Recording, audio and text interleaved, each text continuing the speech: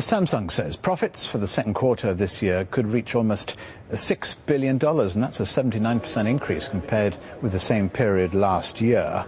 It's being driven mainly by sales of its Galaxy smartphones. The South Korean company has overtaken Apple and Nokia as the world's biggest manufacturer of smartphones.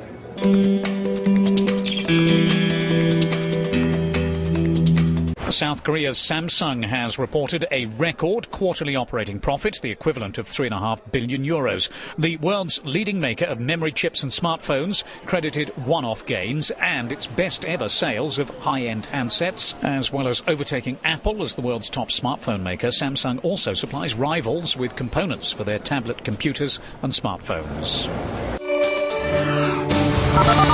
Now, Samsung's Galaxy range has outperformed Apple's iPhone so far this year, but could suffer when the Californian company releases a new model of its phone later in 2012. Now, the tech titans are not just engaged in a sales battle, they're also locked in several legal disputes around the world, centered, of course, on allegations we've been talking about on patent infringement.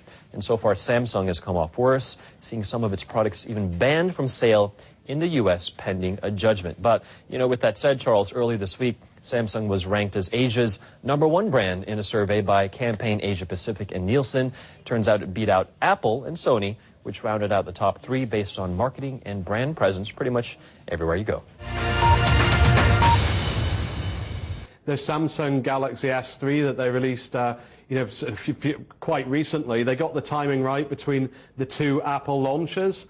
So they're getting their marketing mix just about right. They've also got a variety of different price points for multiple devices that offer this Android operating system, whereas Apple tends to be fixed with a much smaller number of devices that can be purchased.